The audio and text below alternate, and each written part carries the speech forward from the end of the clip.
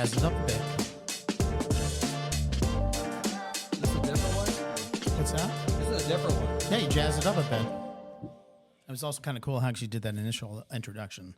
Welcome, my friends, to Buddies, Booze, and Banter, our unfiltered conversations.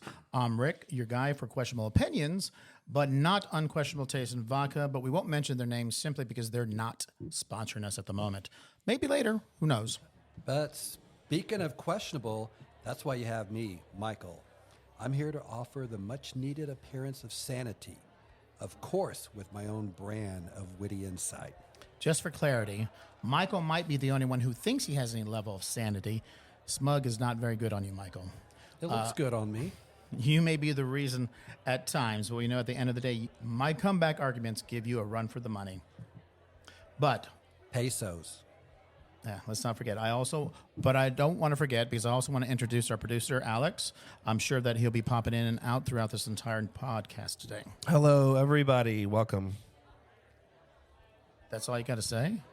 That's all it says. I can say. I mean, you're usually a lot more talkative. I mean, it did give me a chance to even have a drink. No, welcome everybody to the show. I'm so glad you're here. I'm glad I'm here. I'm glad you guys are here. We're glad you're here. Thank you. You look great. Thank you. I appreciate that. You want a room? No, he saw my shoes. You didn't even see my shoes. I did not see your brand new shoes. Apparently, he got new shoes. Yeah, I that, got brand new shoes. You know, are apparently the bomb. So congratulations on the new pair of shoes there. But anyway, so what is this podcast about? First of all, it's our inaugural podcast kickoff here. And it's about all the things in the world that we have an opinion on. But it also allows us to share those through animated conversations with you all. Often unfiltered because, yes, we do drink during this entire podcast. But we're going to share them all with you. Yes, and we will be tackling everything from pop culture, hottest gossip to the political mudslinging. I'm tongue-tied right now because I'm trying to read a script. We can barely stomach over our preferred cocktail. Oh, my God. Who wrote this shit? Oh, sorry. Just for the record, people, we have a script simply because this is our opening podcast. Naturally, as we get further into the podcast today, we'll have a lot of unscripted conversations. Clearly, because some of us didn't come to the table with topics, but I mean that's another story in itself.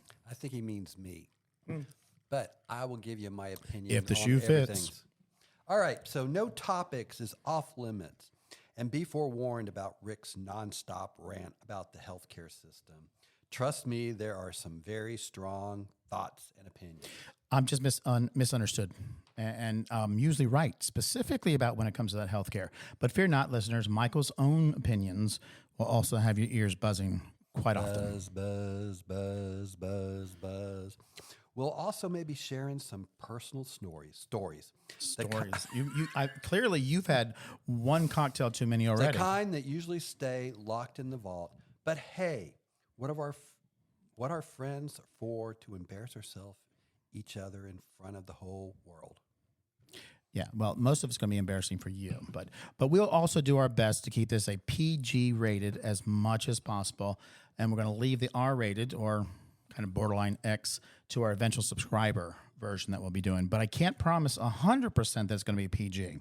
What's the point if it's going to be all PG?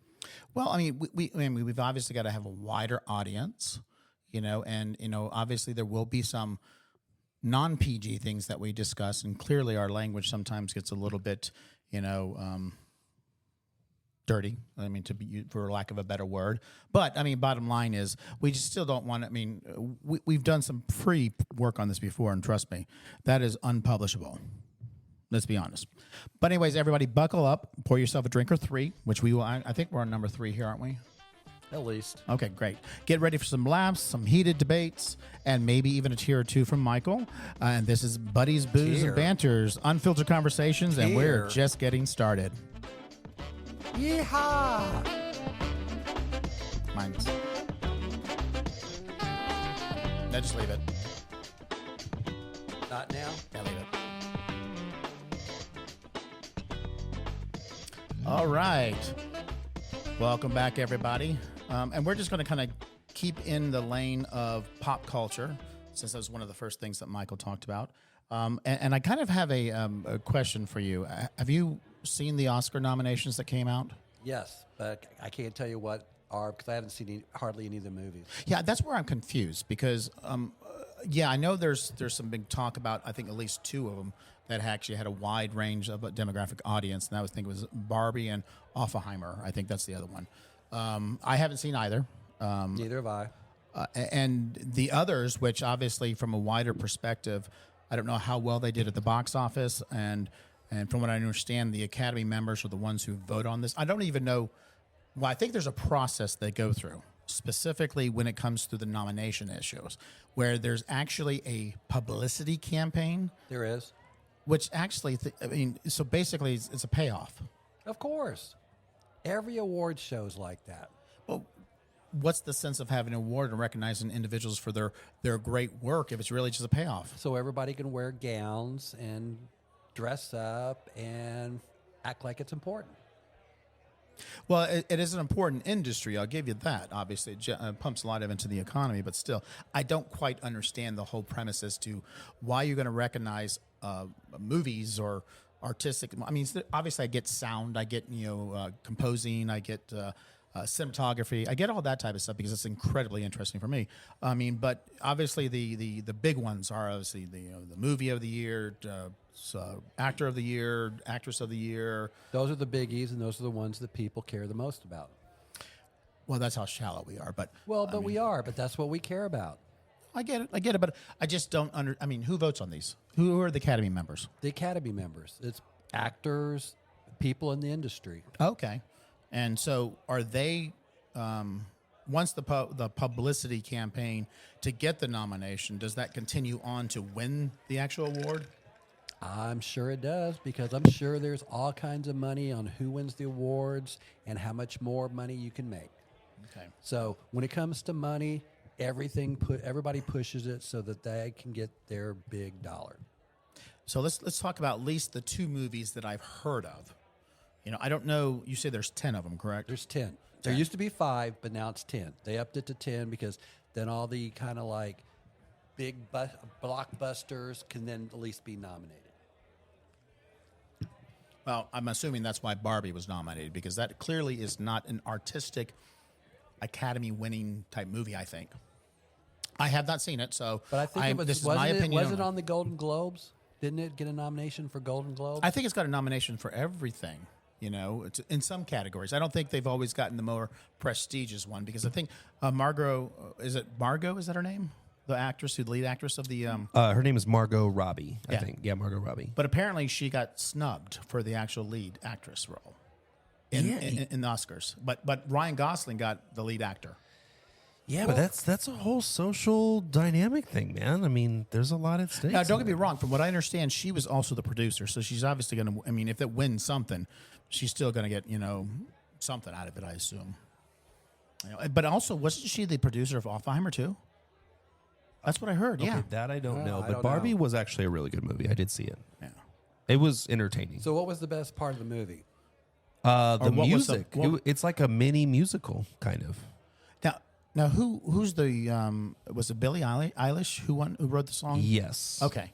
Obviously they brought some serious power, industry power, both from the musical perspective as well as acting. I mean, so yeah. Okay. Well, again, I haven't seen it. I don't know what the premise is about. I mean, and apparently there was a lot of Barbies and a lot of Kens in there or something. Okay. Was there a Malibu? Yeah, there's all types of Barbie. I think there was a Malibu Barbie. And then Ken's roommate is also in there. I forget his name, but it's worth looking up. Interesting. Wow. So did Ken and Barbie hook up? No. Okay. No, you should watch it. It's actually really good. It's Well, actually apparently it's he's on HBO downloaded Max. already. Well, it's like HBO has it at now where it's like it's for free and I download Yeah, it so I can I watch paid it. or whatever. $4.95 for it, so you're ahead of me. It's like no, it's free now because I had no desire to pay to see that, but I just saw it's on HBO. I can get it free, so I taped it, but I haven't seen it yet. Interesting. Now, Oppenheimer. Am I saying that right? Oppenheimer. I mean, what's the premise of that? I mean, I know it's supposedly based on a true story. Yeah, so it's about the person that created the atomic bomb. Oh, okay, gotcha. but it's basically like a docudrama. Think of it that way. So it's based on true story, real life events. And what I didn't know, so I actually Googled this while I was watching the movie. Oppenheimer died of throat cancer because he was a smoker, a heavy smoker.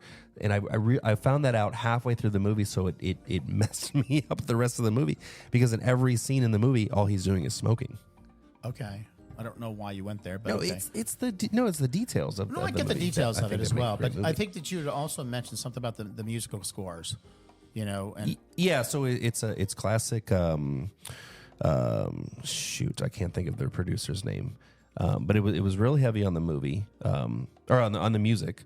So for me personally, when I watch a movie, I get really just engulfed in the experience as a whole.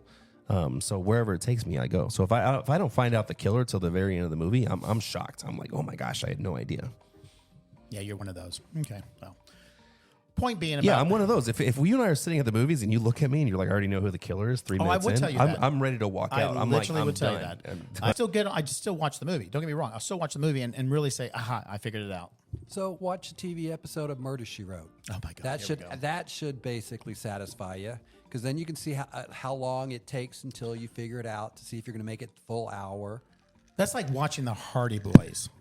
I mean, the besides the acting is a I little watched bit. that when it was on. Of course you did. But I mean, literally, it's first of all, it's obviously very plainly done, which I get, because of the times and obviously technology wasn't there. But I mean, let's be honest. I mean, I've seen 1 or 2 episodes with Angela Lansbury in that. I mean, she was an okay actress, but she wasn't like, oh my God. I mean, she was a great stage actress. Yes. There's no doubt about it. But I mean, and I'm sure she made a boatload of money when it came to Murder, She Wrote, simply because It was on for 12 years. Yeah, then she made. I mean, and kudos to her, that she made money. But I mean, it wasn't a Oscar cinematic type production that deserves recognition. But Alex was talking about who done it, and it's like, if I figure it out, then I'm done. So it's like, watch the episode, and it's like, if you figure it out the very first 10 minutes, then you don't have to watch the rest of it. Oh, so he needs to watch Angela Lansbury playing Murder, She Wrote. Okay, gotcha. Yeah. So that way he can see, because then if he can't figure it out, then he's going to sit there for the whole hour. No, I'm not ageism, but I mean, you're obviously aging yourself, but that's okay. I don't care. Yeah, okay. I am who I am.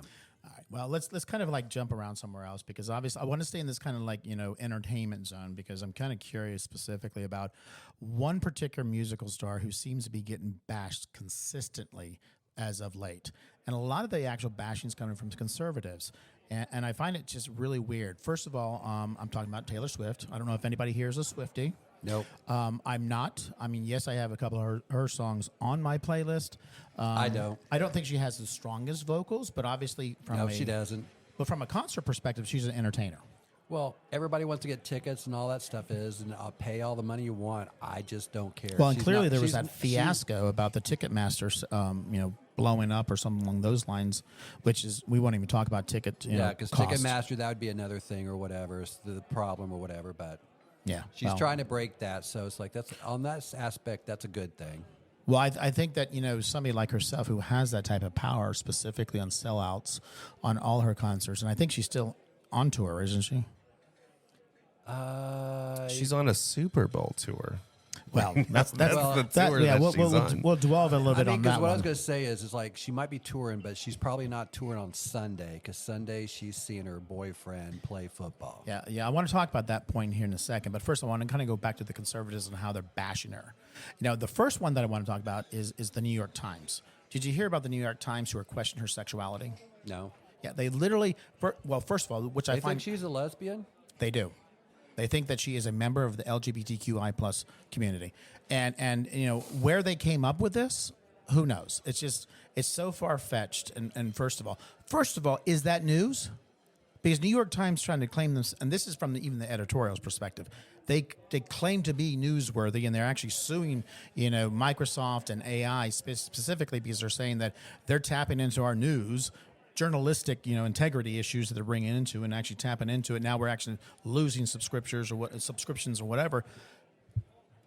Is the news whether somebody's gay or not? No, it's none of their business.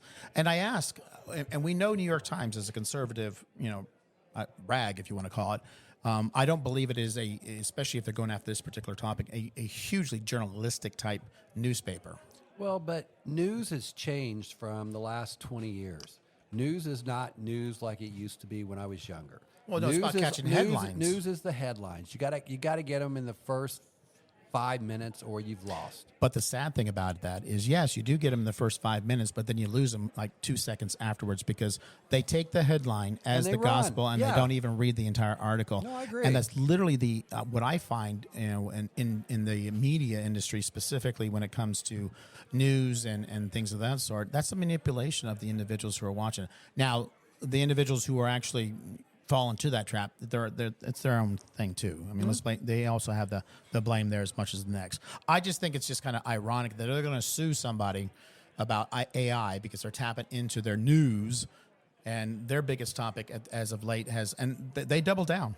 They double down specifically on her. Trying to say she's actually a part of lesbian. What if she was? Who cares? Her boyfriend would care. Well, maybe not. I mean, we won't go into those particular things. Because we don't know what's actually being said between the two of them or what all that stuff is. But I just think it's incredibly disrespectful and rude, and it kind of goes back into. And I don't want to say too much about her in particular, but I'm going to talk about two more individuals on the conservative side. Specifically, seems to be just targeting Taylor Swift. Jesse Waters over at Fox News. He seriously put out a story out there. Says he likes her music, but she's obviously a Pentagon, project psyop that is actually for pro Joe Biden. Now, I mean, that's the only way he's saying that she actually blew up as big as she is and has so many fans and become a billionaire. There's no other way. There's no other way that you can be lucky, or you actually have a product that you're selling to an audience that's captured, or that you're just a smart businesswoman. But What if that was a man? they've done it to men too, or whatever. But it's just like people just don't care about this stuff. They really don't, but they listen to it. Well, that's the whole thing. They are listening to it. I mean, and I'm just kind of curious as to why it is even newsworthy. Again, I'm talking about news organizations, conservative ones specifically, who are targeting her. Simply, what I think is because she's actually a very strong businesswoman, and she has made as a self-made billionaire. Well, because ultimately you want to turn people that you can't control to try to turn the tide where people are going to start questioning her. And that's what they're trying to do. Well, I think that you're right. I just ask why. What is your end game here? Power, control. And if you got somebody that's probably saying a message that you don't like, then you got to do something that says something against them. I can believe that, because obviously that's what a lot of the conservative news actually do, is to try to control the narrative and kind of put down anybody who's attempting to obviously put a different narrative out, whether it be the truthful one or something completely different on the liberal side. So I get that one there. The last one I want to talk about specifically about Taylor Swift before we kind of move on, and we'll talk about her and her beau, which she seems to be getting a lot of pushback and slack specifically from some conservatives as well as from fans, which I find is just like, seriously? I mean, the guy can date whoever he wanted to date. But let's talk about Megyn Kelly. Megyn Kelly seems to, excuse the impression, have a hard-on for her. I mean, she continuously bashes her. She bashes her on some of the stupidest, silliest little things. And I just don't understand what seems to be her problem when it comes to Taylor Swift. I mean, is it because she's also a strong blonde woman? I mean, she hit her about, I guess, I don't know did you see the Golden Globes? Yes, I did. Okay. Well, The host wasn't that good, but it was okay show. Well, and apparently the host made a joke in referencing her boyfriend and Taylor and the NFL, and apparently it didn't go down very well. And apparently the camera panned to her, and she basically stone cold just staring. I think she had a cocktail. I think I saw that one where she had a cocktail in her hands, just staring at him. Which, I mean, it didn't bother me because I thought maybe if you slam me, I'm going to stare at you and probably drink a cocktail too. Well, I mean, probably the best thing for him to done is actually, prepare for it. Hey, I'm going to jump in here. Are you okay with this? If you want to give a I don't stare think down. they do that on award shows. No. I think it's just free form. Yeah, well, she got Megan knocks her for that because she wasn't animated enough. She should have been better in response. She should have laughed it off, and she should have been a good sport. I mean, come on. I mean, really? Megan, aren't you a news journalist person? And why is that a topic of sorts there?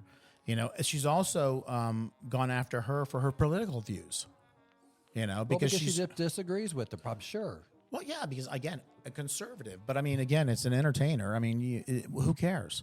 I mean, most of the time, conservatives particularly will say, "You're an entertainer, you're an actor, you're a singer. You have no So right that to way be in you're politics." that way you're liberal if you're in that.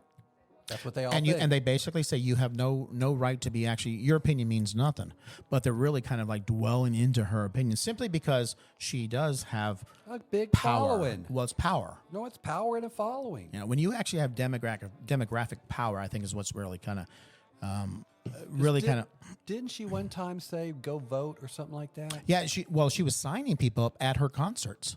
She actually had a complete process where, and apparently she signed up tens of thousands of people, young people, which the conservatives were scared of, So I just find it very interesting how they take a woman who has made a billionaire herself.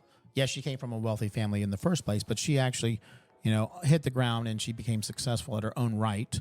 Again, I don't think she has a very strong voice, in regards to that. But hey, good for her. I'm not going to actually, knock her simply because she's successful. And I just don't understand why conservatives want to do that.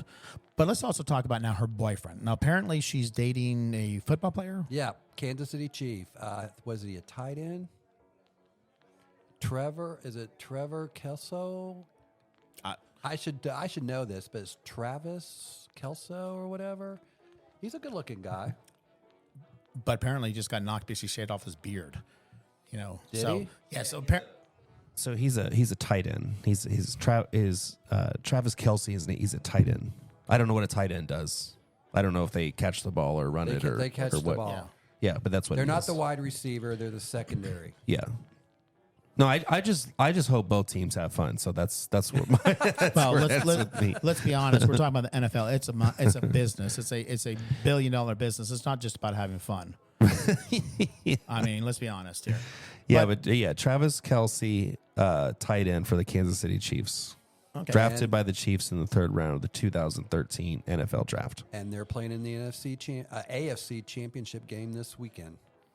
And apparently that's her boyfriend. Yep. Okay. And apparently, there's superstition about when she's actually in the stadiums and cheering for him that she's bad luck. So the Kansas City fans have actually knocked her on that one. And obviously, you have, again, news outlets, majority conservative, knocking her because she's just a little bit too rambunctious as well. I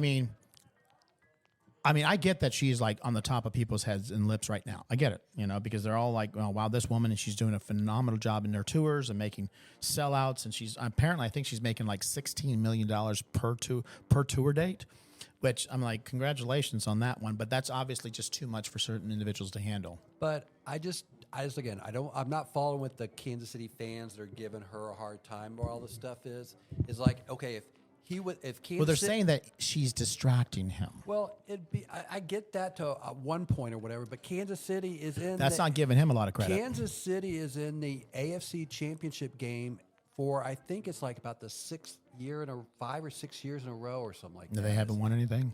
No, they won the Super Bowl. Was it twice? Okay, well, But it was just like, so they're still winning. So it's like, I don't get that. I remember going back because I'm a big Dallas Cowboy fan or whatever. Sorry. But when Troy, not Troy. Oh God, what's the guy's name?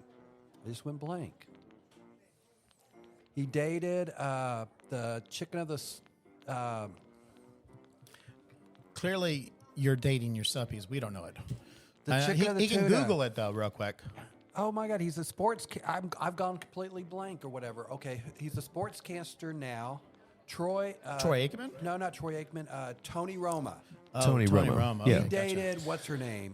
Carrie Underwood. No, not Carrie Underwood. It was the one that's. Oh my God. Isn't Tony Romo, Carrie Underwood, and Jessica Simpson. Jessica That's who he dated. Simpson. Yeah. Yeah, Carrie, 'cause- but he married Carrie Underwood, right? No, he married another newscaster that was here. Candace Crawford and Tony Romo. Yeah. He's probably married other people. But This is what comes Tony up. Romo they made it. They got the first round bye in the playoffs, and then him, what's her name?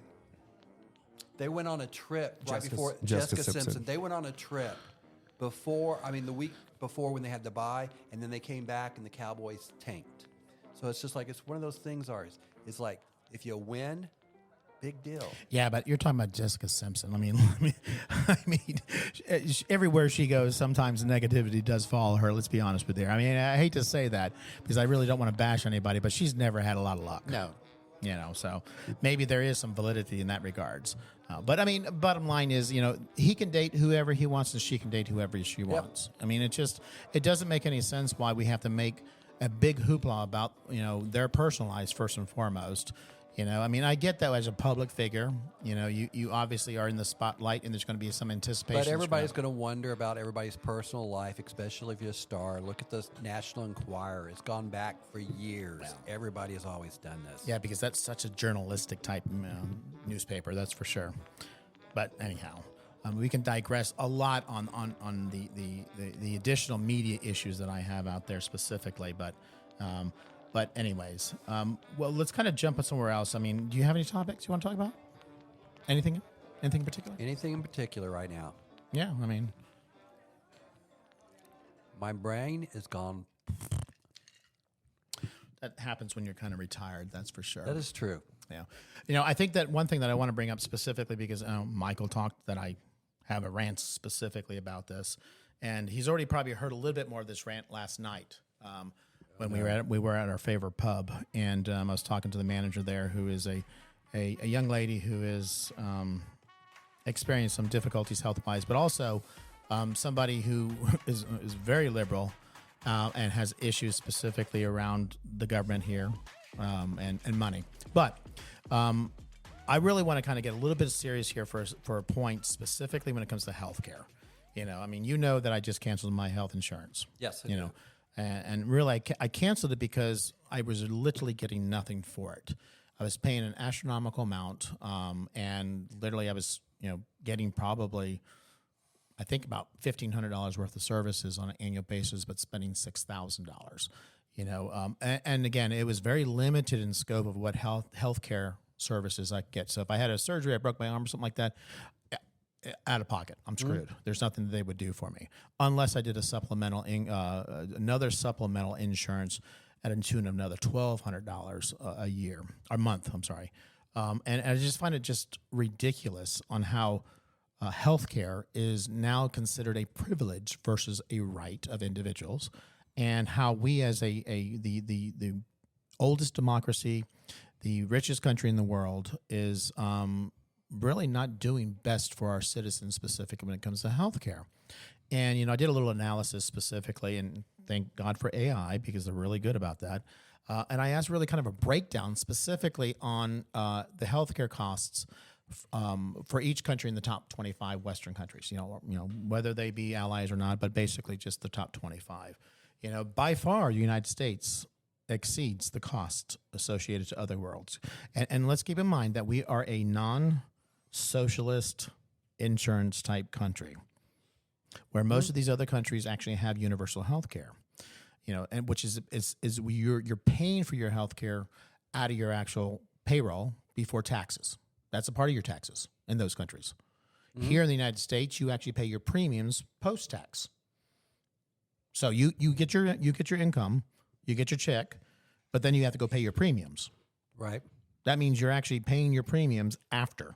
So it's almost like, double in my case, in my opinion. But the point being is that, you end up paying an astronomical amount on a monthly basis for your premiums. Well, it depends if you're working at a major company or not. Yeah, but even some of these companies out there, they've actually figured out ways that they can actually reduce the quality of healthcare insurance to their employees. Large companies as well. And obviously, let's keep in mind that the American Health, whatever it was, Insurance Act, what they call Obamacare, really was not something that's beneficial. Because basically it was better than nothing. Well, but still, there's loopholes, and large companies have figured out exactly how to actually manipulate those loopholes. We know that if you actually are an LLC or a corporation, CS Corp or whatever, and you actually have 50 employees or less, you don't actually have to offer health care. And what I've experienced in my past, specifically working for some corporations, is they actually then break up each individual locations and things of that sort that have now less than to play the game. And now they don't obviously have to provide a good health care or any for that fact. So it just seems absolutely ludicrous on the fact that we are overcharging, and I think it's a scam.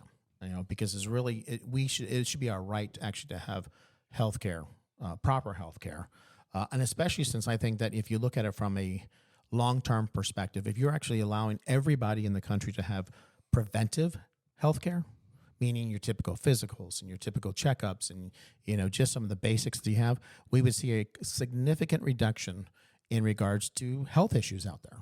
Hospitals wouldn't be so packed. We wouldn't have a shortage of nurses and doctors and anesthesiologists and all those things. And I could digress down that pitch, that foxhole, whatever you want. But I mean, the big problem is everybody looks at today, not tomorrow. So it's like you're spending more money today that you're not going to spend later, but people just look at today. That's why we're in the issue we are. Explain that to me. I don't want you to mean. What it's like? Okay, you said to do the physicals and all that stuff you got to pay money up front, which is going to save you a lot of money down the road. Well, no, that's currently that's a part. There is preventive care if you have health insurance in most cases. But it's just one of those things. People don't want to pay money now, but they already are. But they don't. They want to pay as less amount that they want to right now. They So- don't want to have to pay it later or whatever. And so then it's just like, okay, I'm not going to do this stuff now because then they don't realize they're going to end up paying 3 times or 4 times more down the road. Well, that's their own fault there, obviously. Because ultimately, and that's exactly what the insurance companies are playing on. because if I'm an executive now at those big companies, I get big bonuses based on my bottom line now. Yeah, you don't want to go down that road now, but I mean, we can go there if we want to. But it's like, if you spend less, I'm going to get a bigger. Being an executive, I'm going to get a bigger bonus. I don't care what's going to happen 5 or 10 years later or whatever. So it's a great democracy, isn't it? Capitalism at its best. Don't get me wrong. I'm a businessman. I actually like to make money too. I like to pay less in taxes, but I also believe that there's 2 things in as a right, not just necessarily as an American, but also as a human. And I think everybody has a right to good health care. Especially when you have corporations and governments who are creating a lot of these situations and why people are unhealthy. Climate and things of that sort. But I also believe that there should be everybody has a right to good education, and we won't go down the education road at this point because I want to kind of jump and just stay back on the healthcare side of things. What do you pay a month for health insurance? A lot. I pay $450 for just myself. Yeah, and you have a family.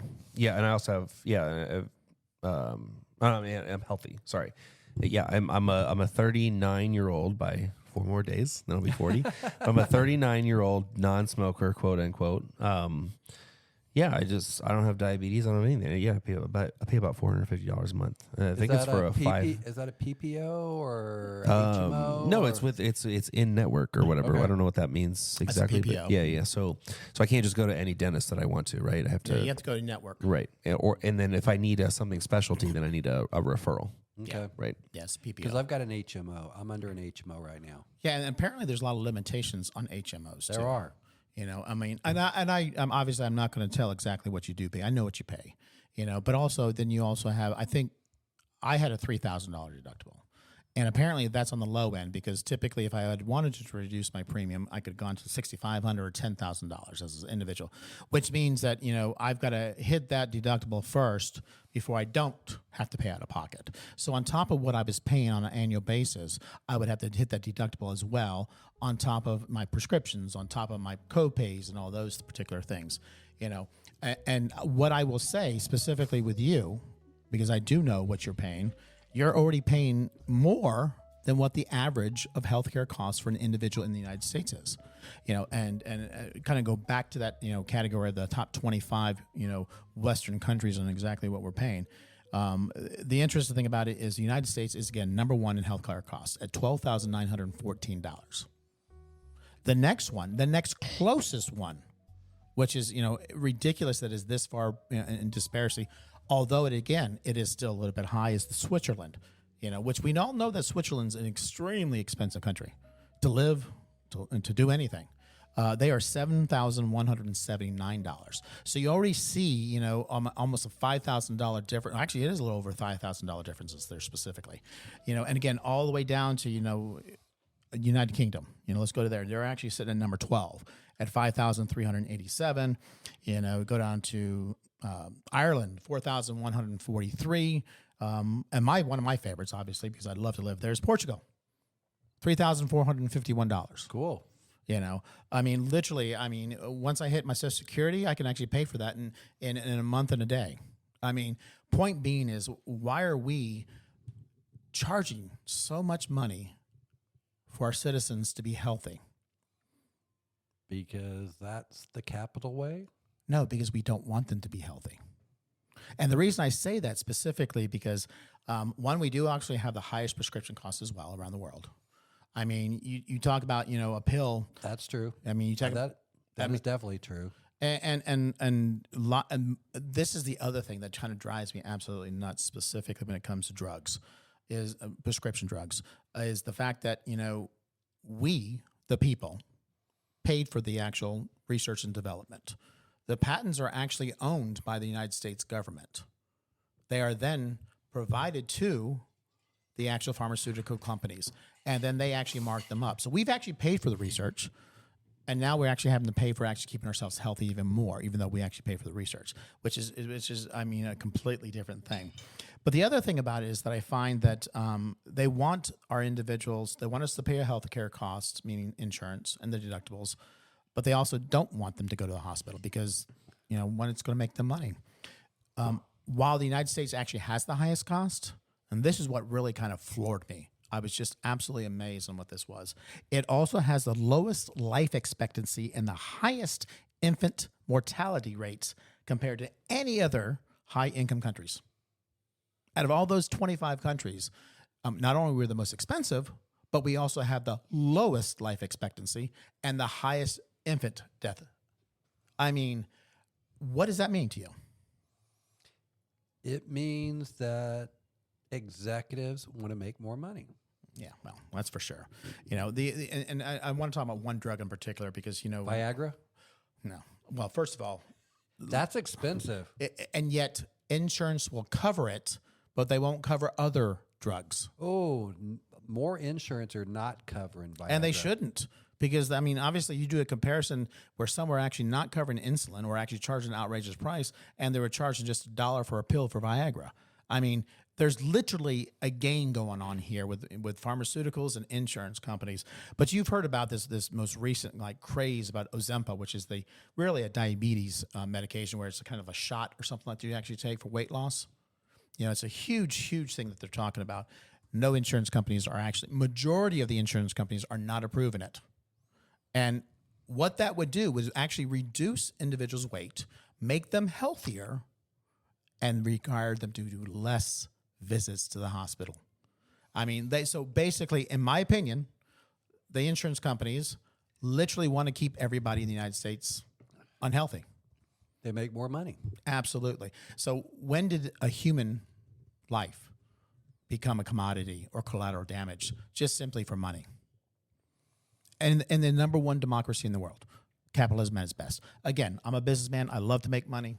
I enjoy spending it, but obviously I would rather be healthy and spend it on some good quality stuff versus actually paying out for, prescriptions and healthcare costs and premiums and things of that sort. So again, I could digress on a lot of things, but I won't do that. So, well, folks, we really have enjoyed spending some time with you tonight. And we want to thank you for actually hopefully listening to our first inaugural podcast of Buddies, Booze, Bantered, Unfiltered Conversations.